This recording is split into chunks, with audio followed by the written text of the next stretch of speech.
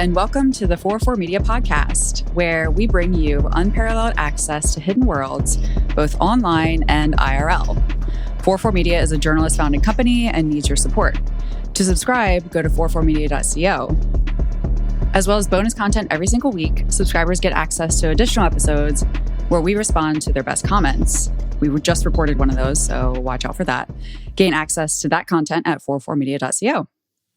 Usually the podcast includes my co-founders, Jason Kebler, Emmanuel Myberg, and Joseph Cox, but today you just have me and a guest. I am delighted to have with us Alexandra Kekesi. She is VP of Brand and Community at Pornhub. She took that role in August 2023 after working for Pornhub and its parent company for more than a decade. But she's joining us today from Montreal, which is where Pornhub is based. Instead of going on like a long ramble introducing you, I would love to just jump right in and have you tell us how you got into this gig. Like, what's the backstory here? I know that's always like the number one question for people in the industry is, how did you get into this? Yeah, and it's funny because I don't know if anyone ever has like a satisfying answer. Never, yeah. I don't think so, right? Yeah.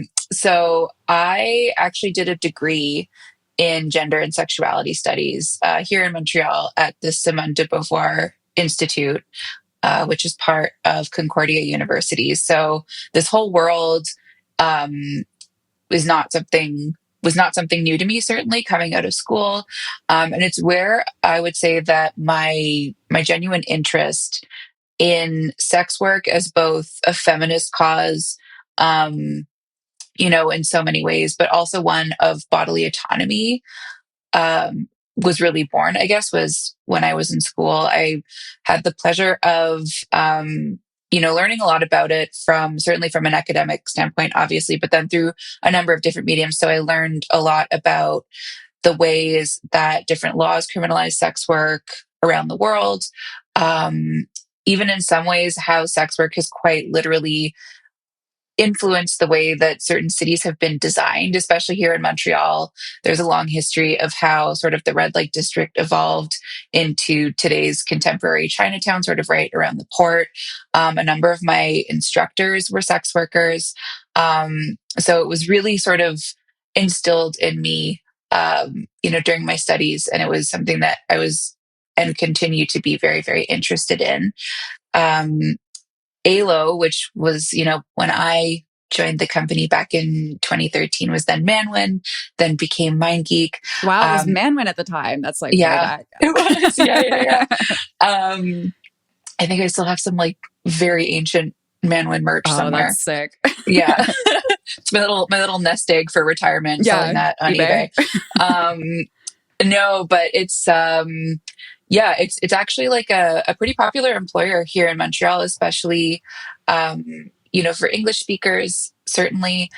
We're a bilingual company, or, we're an international company. I shouldn't even say that, where we conduct business in many different languages. But yeah, it was a place that one of my best friends was working at right when I got out of school. She referred me for a job. I started here doing community service, or community management, rather, I should say, for one of our smaller brands that's called Tube 8. So I was doing their social media and I was doing support for them as well. And then that kind of just grew into a larger role on the marketing team, doing copywriting, stuff like that. I was working on our famous Insights blog, which I know we're going to talk about a little bit later. The Year in Review just came out. And I really just matured into the role that I have now, which I love. I think it really allows me to work on all of the parts of the business and in all the parts of the industry that I'm most interested in. Primarily that involves engaging directly with the community. So I'm very present at events. I'm continuously in dialogue with creators. And I really do think that is one of the things that sets sort of Pornhub apart from a lot of the other creator sites out there, is that this is something that we really try and visibly make part of our identity and of our brand as a platform that really seeks, we want the good, the bad, and the ugly when it comes to what creators have to say about us and what they think about us. Like, we think that information is so valuable and so important, especially the criticism. I'm just kind of gearing up to go to the two big shows in January. So there's XBiz in LA and then AVN in Vegas, both of which my focus is going to be really in sort of getting FaceTime in with creators there. So that's kind of a twofold thing. On the one hand, it's to, do a lot of information sharing. There have been a number of different updates that we've rolled out on Pornhub over the course of the last year. There's the ever evolving situation with age verification law. So it's a lot of information sharing with creators, but then also getting feedback. We also actually have a couple of people on our team who, like, that's what they do. They engage in sort of, I guess, like what the mainstream world would call sort of, focus groups. With creators regularly. So these are things that we do where we actively seek out models from our community. We pay them for their time and survey them on different things, to see what we're doing right and then not so right. And then depending on where appropriate, we feed that information, either back to the compliance team, to the product team, whatever, so that we can continuously optimize the process for our folks. Nice. Yeah. So a lot to do, so much to do every day. I was just reading a Wired article that came out, I think last week, and it was called "The Sticky Dilemmas of Pornhub's Next Chapter." Great headline. I know. I was like, damn, I can't talk. I've had some headlines in my day that are cringe, but that was a good one. And you mentioned in that story, part of the job for you is taking flack, is what you said, from performers and people who use the site to make a living. So I'm curious what they're coming to you with lately. Like, what are the big concerns for folks who are in the industry right now? Yeah. So I guess like the primary one is, it's really a double-edged sword, right? So it's our compliance protocol. It's one of the big misconceptions I think that people have is that it's so easy to just get content up on Pornhub, right? Like, it's actually quite a complicated process by design. Before, and I know that you've spoken to my colleague Saul about this in the past, so I won't get into the whole, nuts and bolts of it. But essentially, before you're even able to upload content to the site, you have to undergo a rigorous verification process, to confirm identity. And then after that, your content undergoes its own moderation process, right? So it's not just like a straightforward linear thing. It has to get scanned against a number of different databases, which is looking for anything from, the metadata containing a banned word from our banned word list, or, all the way to known illegal content. So scanning against different databases that contain sort of fingerprints of known illegal content of all types. So on the user end, as far as the model is concerned, what that looks like today is that when you're uploading content to the site, you also need to upload documentation proving consent of all participants, as well as their IDs. So that takes a while, right? Like, these are each content creator is really, the way that we look at them, it's like a small business. And folks have to spend, a good amount of time uploading content and uploading, the metadata to make sure that the content is finding the right audience. But then there's also the whole sort of checklist when it comes to the consent side of it. And, sometimes, because we do rely on third parties for parts of that. So for the verification part, like, if you don't have, like, I don't know, all of your software up to date, your cookies are, bogged up or whatever, there can be like that kind of friction that can be really frustrating for people, because then that obviously also incurs delays to when their content is going live, and they're counting on their content going live for that content to earn money. So it's a lot of those kinds of conversations. And certainly, this is not unique to us. This is something that's happening sort of industry wide across the creator space, not just limited to adults. And I think ultimately, like, it's part of something that's overall quite positive.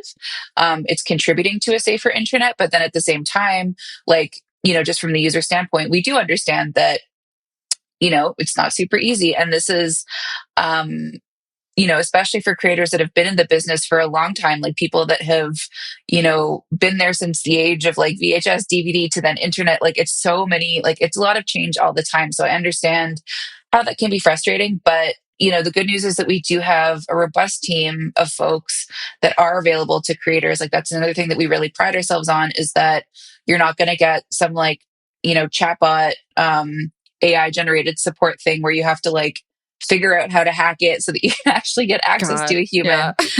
human. Like I can't tell you, like you've dealt with that before. Like Yeah. it's like impossible to speak to like a competent human being sometimes, like when you just Yeah. have like the simplest thing that you want to solve either with like, your internet bill or whatever. So we really try and remove that friction from the experience for our creators and have people available to help them with this kind of stuff. We also have a number of different resources available on the blog, from everything from the more technical aspects of it to, how to succeed on the site, how to make the most money possible. So we really try and make ourselves available on that front as well. Yeah.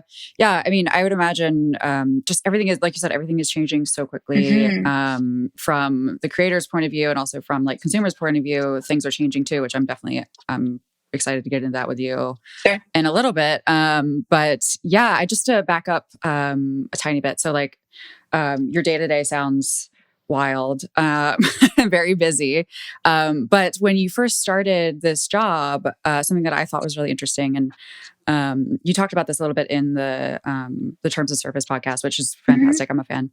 Thank you. But yeah, you talked about the decision to go public, like with your name, putting yourself out there as like, this is like because for a long time, Pornhub was like, I mean, it was always like the shady company that's like running porn. It's like all these kind of like conceptions about it as like something that's the opposite of transparent. It's very much like opaque leadership. And I thought that was interesting to kind of to say, I'm going to say, this is me.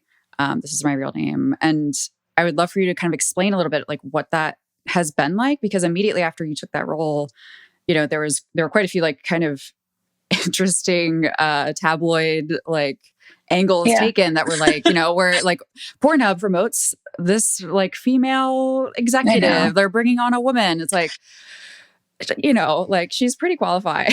Like they're not just like, here's a chick, like let's put her in front of the public. But what was that like for you? Because that's such a shift from how you were working to step into the to that role in that way.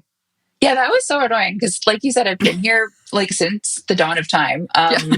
So, if anything, it's like I don't know. I would certainly understand that reaction, like you said, if they had just kind of plucked someone out of the ether and been like, "Okay, we're gonna, do some window dressing here," and that'll be that. But I've really been like living and breathing this brand and this, this industry for over a decade now. Like in June, I'll be celebrating 12 years with the company.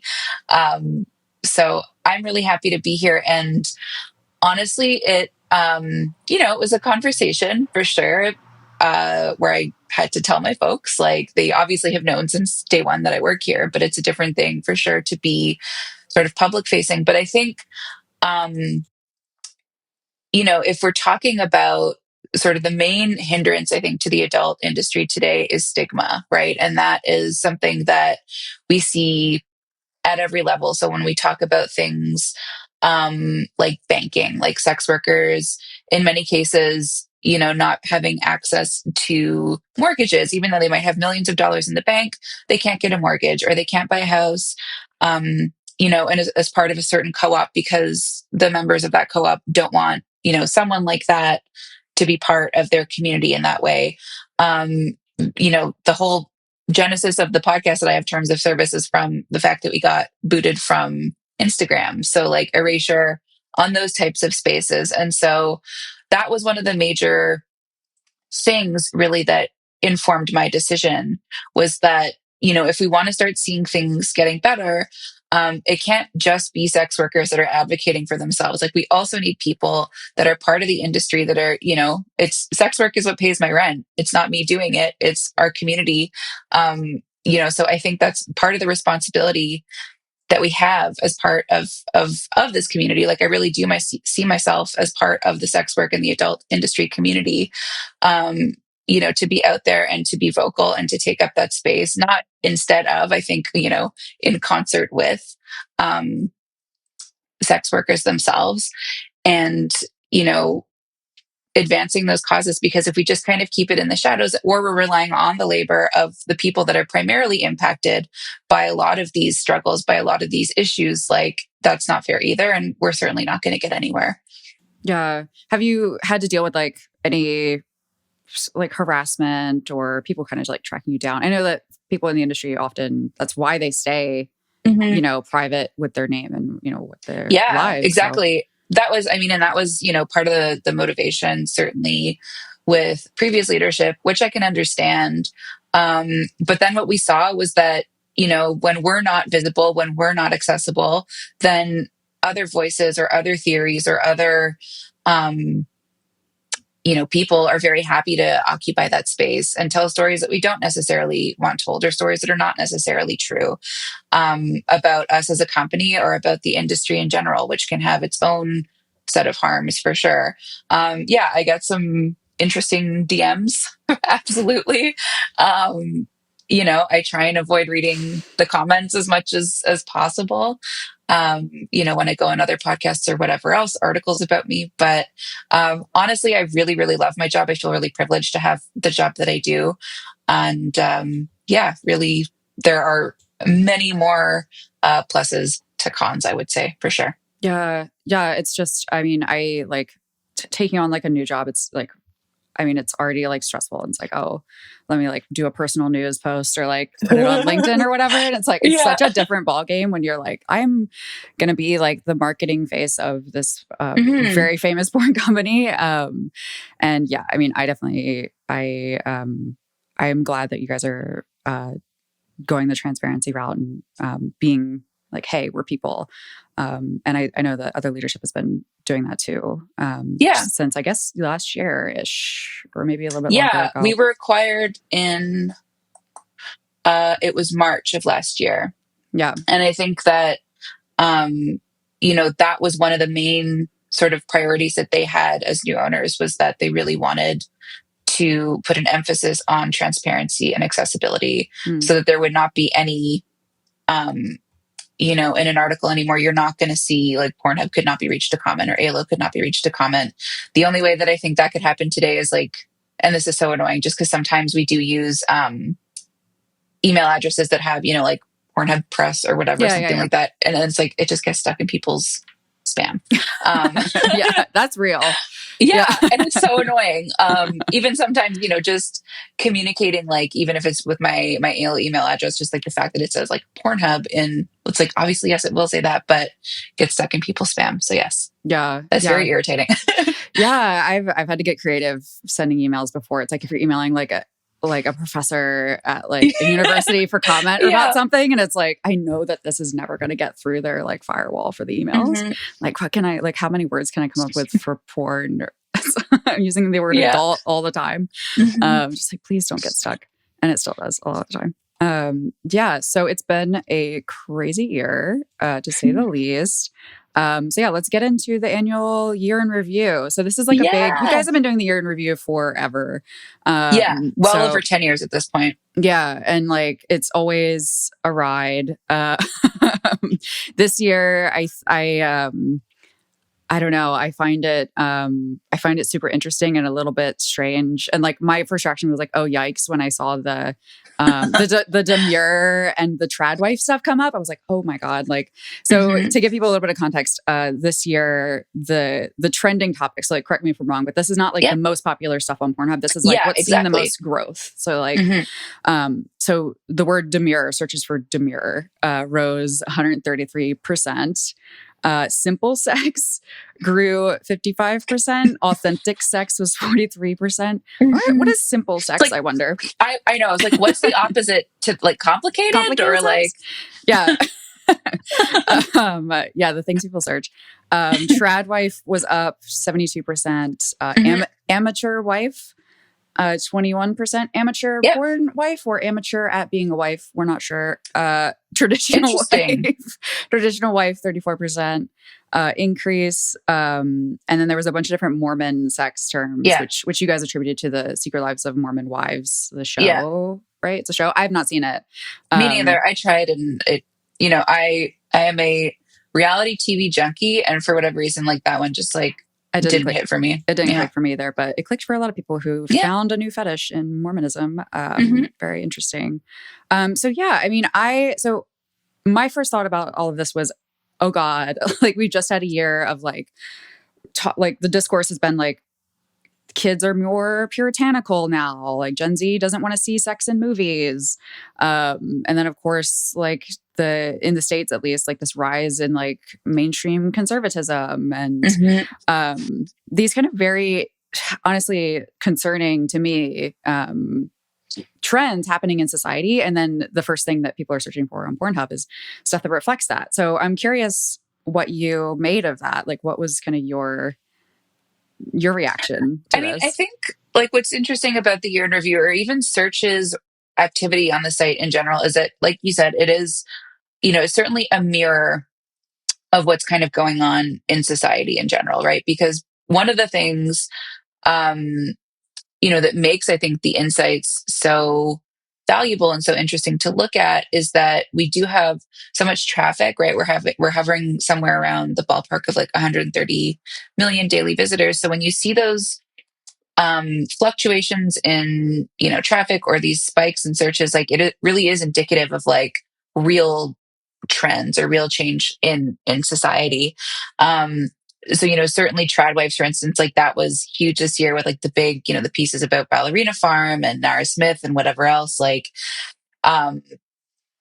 it's only normal to me that it would be on Pornhub as well, that people want to see, is there content that sort of depicts something like this? Much in the same way that, when a new Batman movie comes out, we see searches go up for those types of characters, for Batman and Harley Quinn and whatever else. So it never really like surprises me that we're seeing what's happening or what's popular in like general sort of like zeitgeist discourse be reflected there too.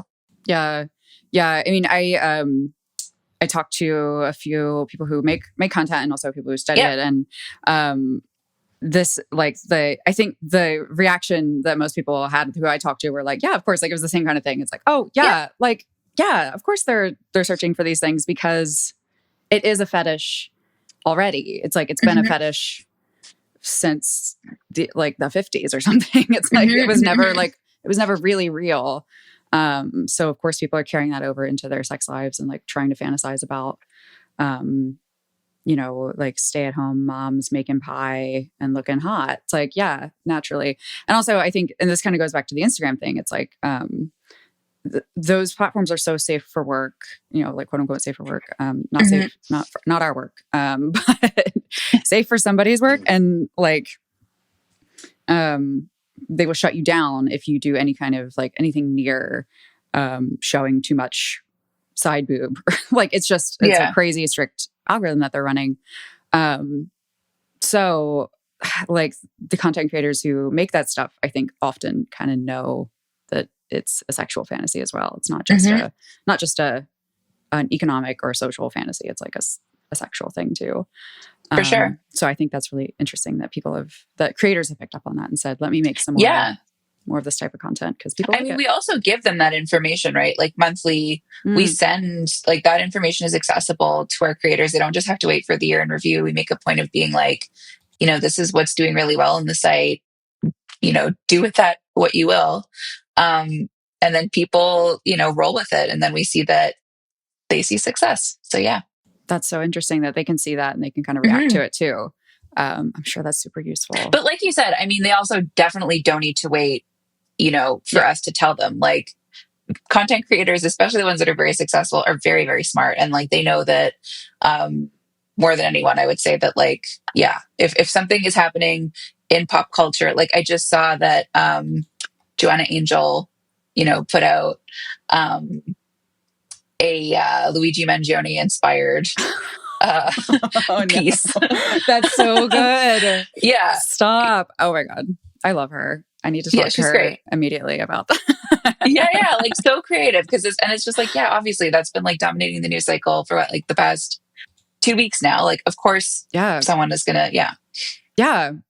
Is there anything outside of like the Pornhub, like the insights ecosystem that you see happening in the culture or the conversations that are going on around sex that are kind of getting your eye lately? Like what's kind of there was actually, so when I was just in New York a couple of days ago meeting with a couple of writers and this really interesting parallel emerged, and this came up in a couple of different conversations where, you know, a lot of writers these days or independent creators are getting on Substack, right? Which I think is so great, and I think is um, such a great way of supporting people. Like we've seen it on with Patreon, and I support a number of different people on Substack, and I love it because it just allows me to see like not only this kind of like unfiltered version of these writers, but also being able to consume more of their content, and then they're barely paid for it. And we all realize, like, Substack is kind of OnlyFans um, for journalists Yeah. in many ways. And it was like just like such an interesting thing. And this came up really like kind of organically. And because I feel like that was a conversation that a lot of creators in the adult space were having a couple of years ago. Like, oh, are you on OnlyFans yet? Da, da, da. And you're like, oh, I don't know. Like, see what it is. And I think like that's the conversation that's really happening right now with alternative media. So it's again like these kind of like trend setting and universal sort of things that are happening across economies and across kind of creator subsets, if you will. It's just so fascinating. Yeah. I mean, it's yet another example of like sex workers doing it first when it comes to like seeing what's coming down the line as far as like economic forces, and also just the way that they make business needs to be structured. Like, I think probably, I'm going to say like 5 or 10 years ago, maybe not even 10 years ago, but like everyone was like, oh, like these like traditional, like the studio system is broken. The traditional way that distribution works is breaking because of the internet. It's no longer like you go to the like VHS store and pick up a video, or not even like a DVD from the store. Like people just don't go anywhere anymore. But having to like, and also that need to like get a hold of your own content, and to take control of your own work and your own output instead of just making it for a check for someone else. Sex workers did that first, of course. So it makes a lot of sense now that we're pushing that way. I mean, we like 440 exists for that reason. It's like we're totally. like we're a result of that kind of those pressures too. It's like we needed to own our own stuff because our industry is also collapsing. Like that was a conversation I was having with folks where it's just like, especially when you're working in legacy media, right? Where it's just like, yes, it's great to have one of these big publication names on your website, but like,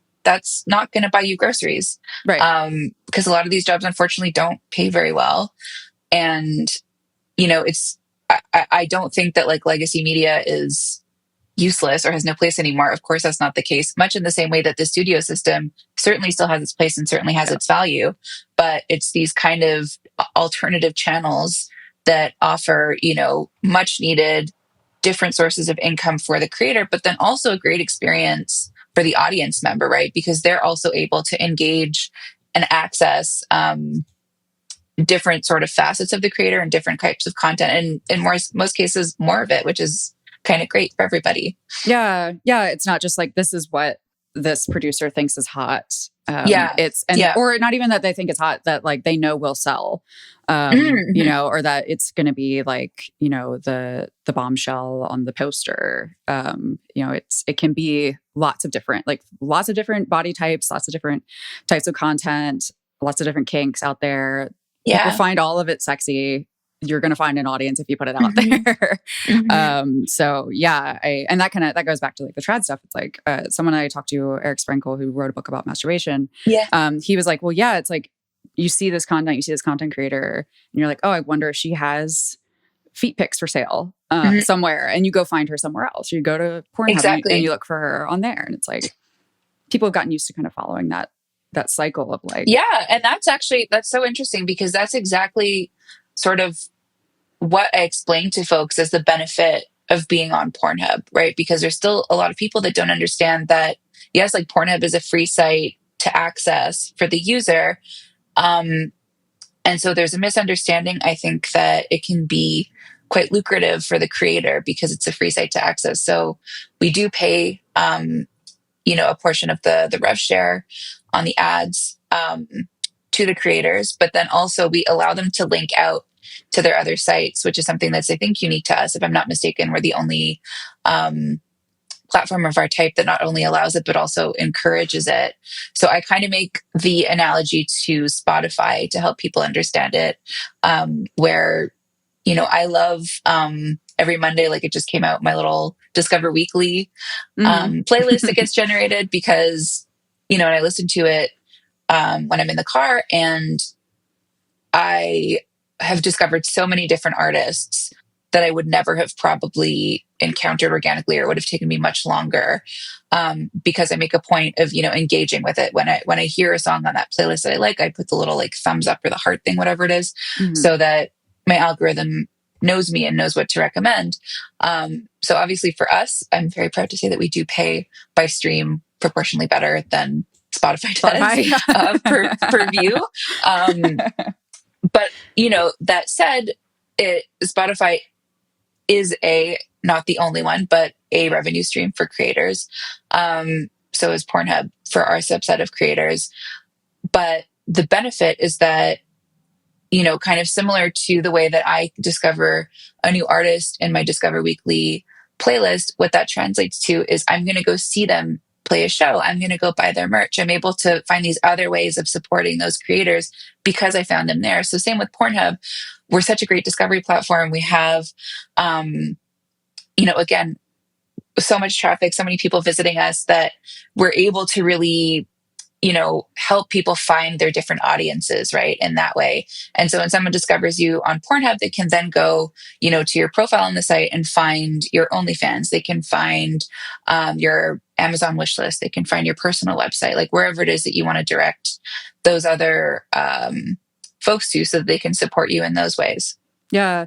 I mean, that's, I guess that's kind of how I've thought about Pornhub too. It's like, it's basically like free advertising at worst.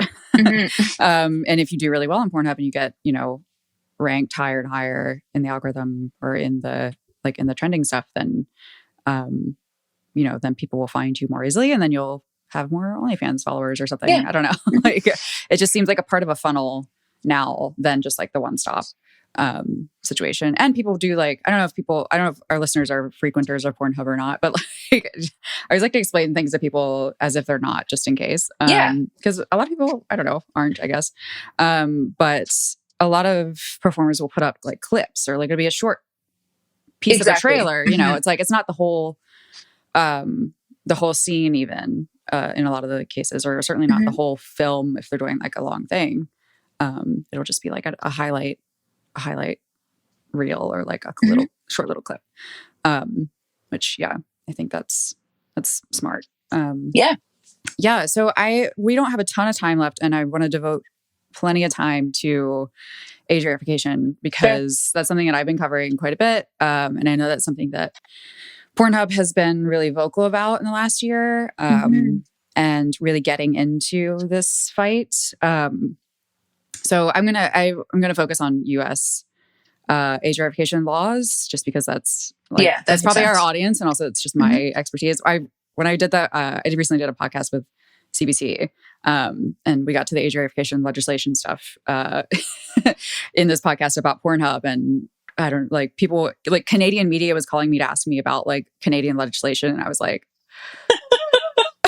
I was like, let me read really fast. But it follows a lot of the same beats, so it's relevant. Yeah, I mean, that's the thing, is that we're going to have the conversation today in an American context, but really the laws as they're designed at an international level are all very, very similar. Yeah, which is also, it's telling and interesting. Just to kind of set it up for people, what we're talking about when we're talking about age verification laws, what we mean is this very particular kind of legislation that usually, like you said, follows this kind of template, almost this pattern. It usually requires sites with quote more than 1/3 adult content, or it's 33% or something adult content. So that would be Pornhub, but also probably a lot of other sites that aren't talking about this, like Twitter, Google, but Google. A lot of other places probably, but the focus is on the porn sites from these legislators. So they force users to upload. They're forcing sites to force users to upload driver's license, passport, other kind of government issued IDs in order to access the site. And the interesting thing is this is happening state by state in the US right now. Yep. So one state will have a law like this in place where that requires you to upload your driver's license to a porn site, and the others you go across the street to the next state and it doesn't. Yeah. Or even if you're in one state and your IP address is the other one. Yeah. That happens. Yes, we get so many angry people writing into support about that. Yeah, it's like, yeah, it's not working. It's not working out, but nevertheless, there are 14 states at this point, I think, with age verification laws. Yeah, with a handful more coming into effect in just 2 weeks, including Florida.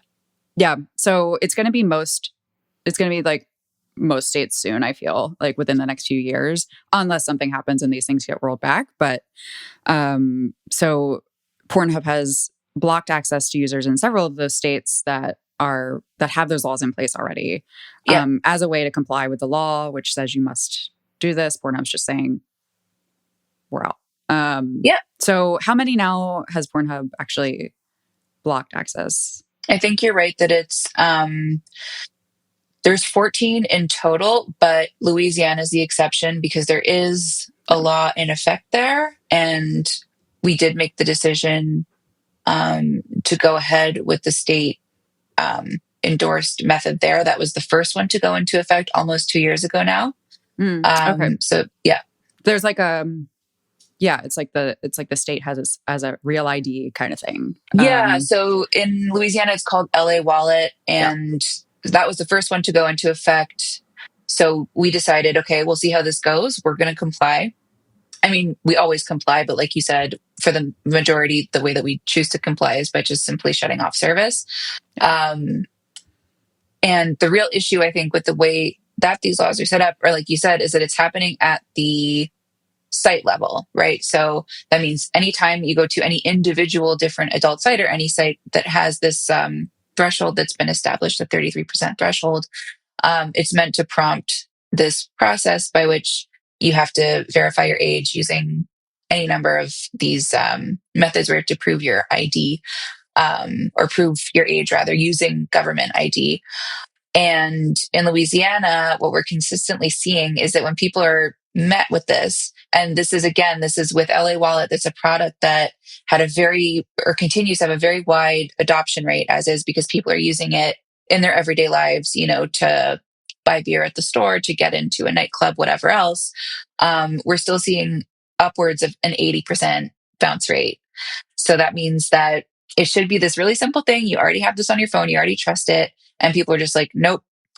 And I understand why, right? Because it goes completely against human behavior. What we're taught or what we're told continuously to do is if someone is asking you for your personal information on the internet, you're not supposed to just give it away. You're supposed to be very careful about that. You're supposed to be, use a lot of scrutiny when it comes to who and where you're giving this kind of sensitive information, rightfully so.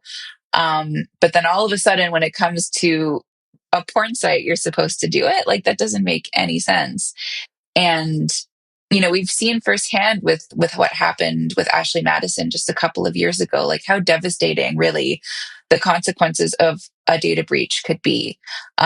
We're talking about really like life ruining stuff, like people legitimately, they had marriages fall apart. They, in some cases, commit suicide. It's like a safety issue for a lot of people. Yeah, it's really devastating. And especially like, when we're considering certain states where already, it's not so great out there if you're part of certain minority groups. Like if you are queer, if you are trans, or you are, someone who is interested sexually in trans folks, and then you're going to have potentially, records of your search activity looking for that stuff in that state. Like that's not great. And poses, considerable privacy and safety risks, understandably so.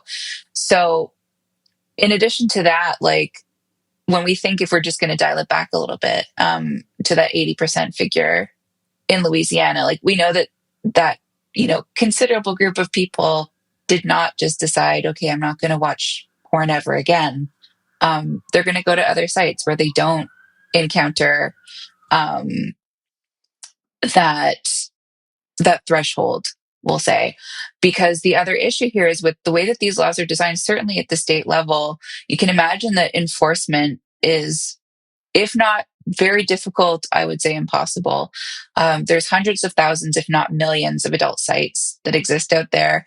I don't know how any government of any size is going to be properly equipped to really go after and make sure that every single one of them is, outfitted correctly with the proper age verification mechanisms.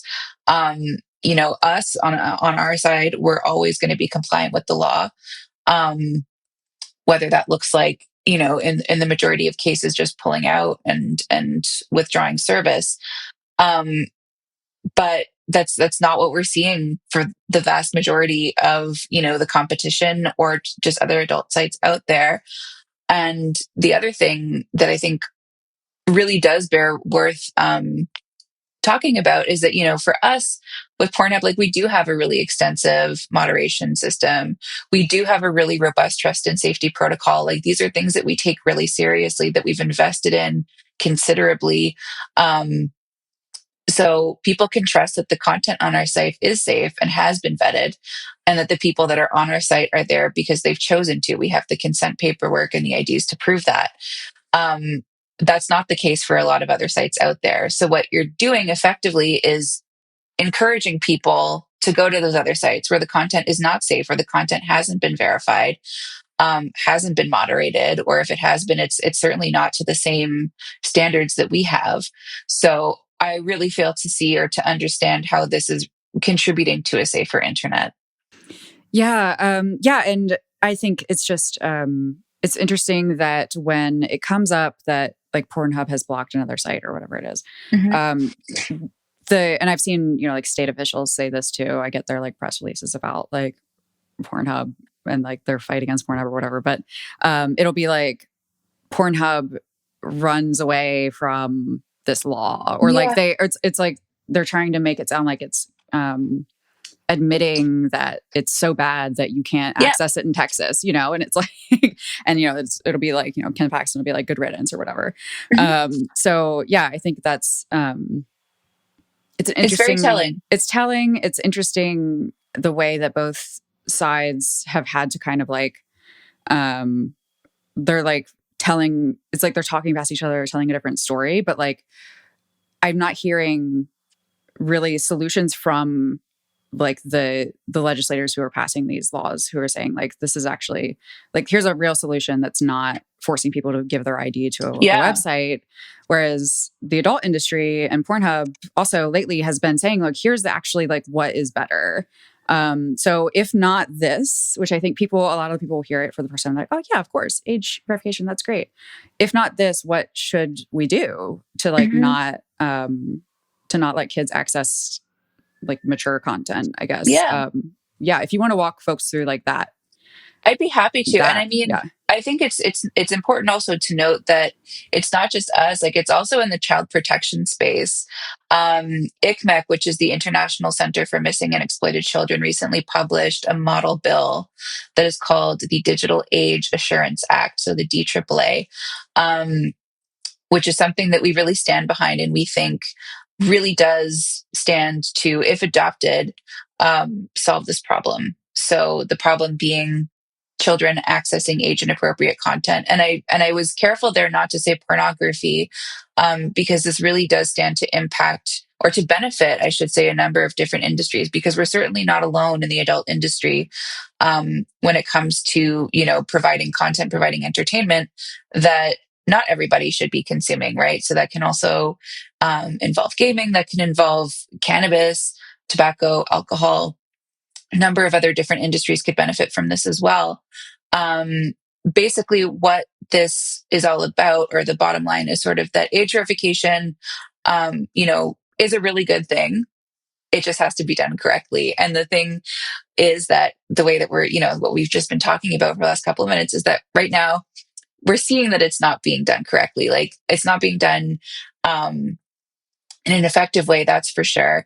I think that, right now it's a really tempting and really easy pathway for lawmakers to sort of just do this copy paste of because these bills pretty much, with the exception of a couple of, not so noteworthy tweaks, are essentially carbon copies of each other, right? Like they're all kind of written with very similar language, with very similar, if not identical, kind of recommendations for implementation.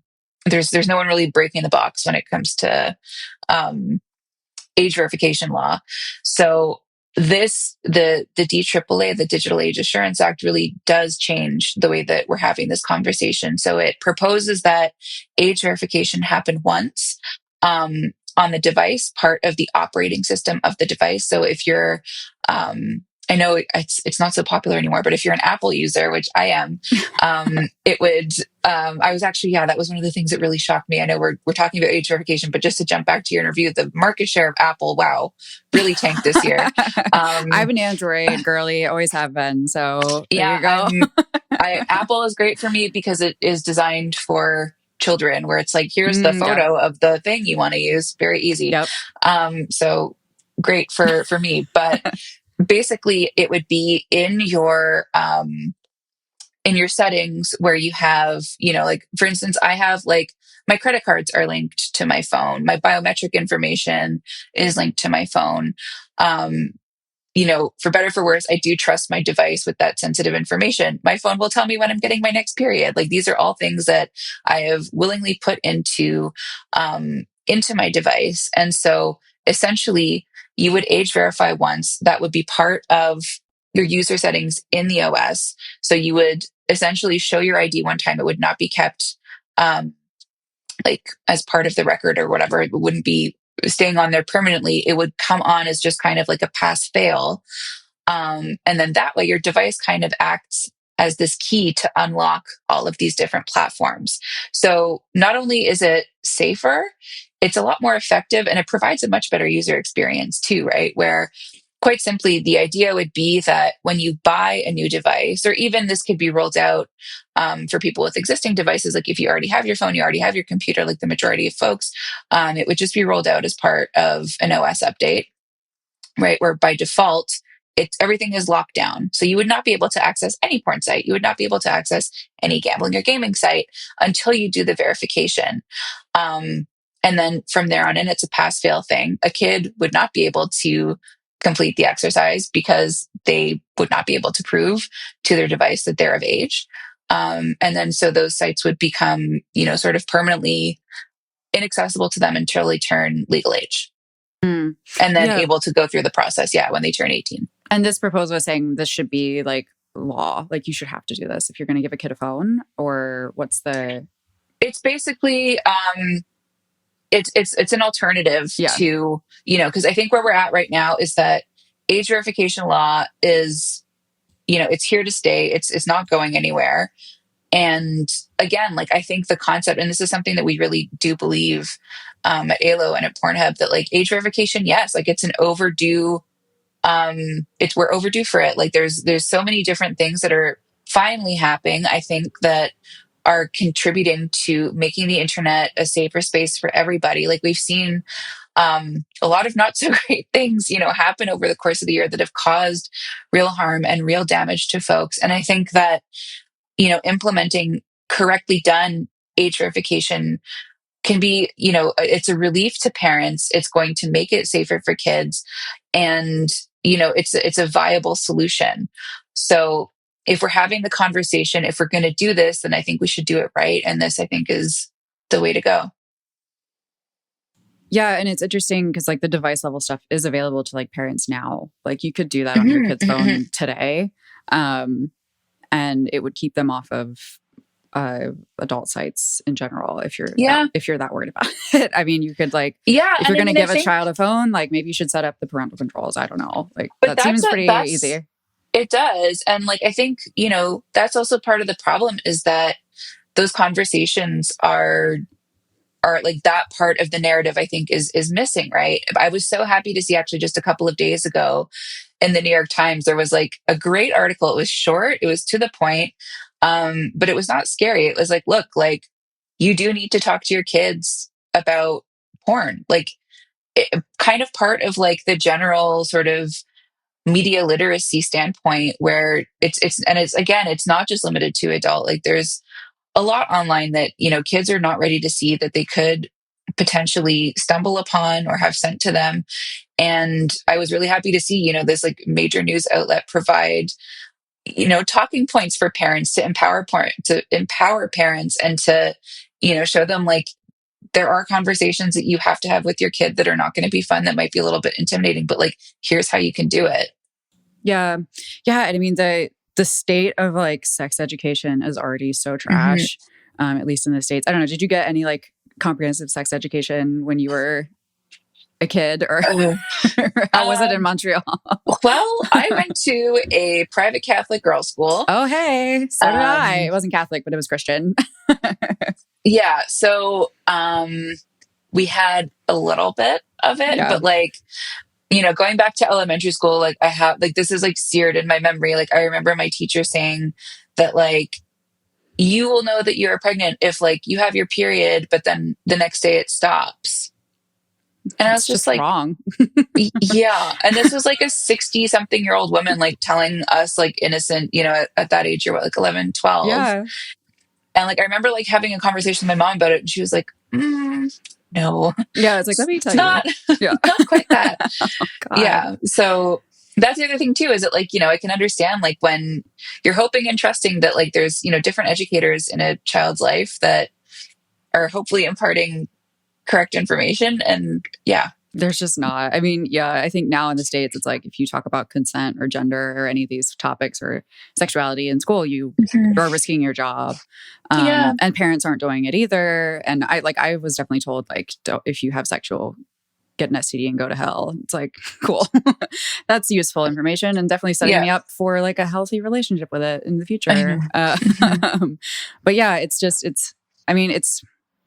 feels, and you guys talked about this, I think, in the podcast a while back too, but like the idea of like the bordering of the internet is getting more and more intense. Like these borders are very literal now, where like we talked about, like in Louisiana you have to do it, but in like the next state over you don't, and like it's just all feels very much like it's closing in. But at the same time, there's just not that kind of education happening anywhere.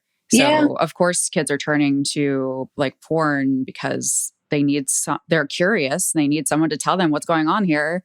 But the adults who are responsible for it are failing. And to put it all on age verification via identity and these laws is, I don't know, it all feels like a confluence of like surveillance and repression and regression that is a trend that I'm definitely concerned about, to say the least. Yeah, same. Is there anything that you're like watching out for in the next year? Like, I know things are pretty, I don't know, fucked here in the States.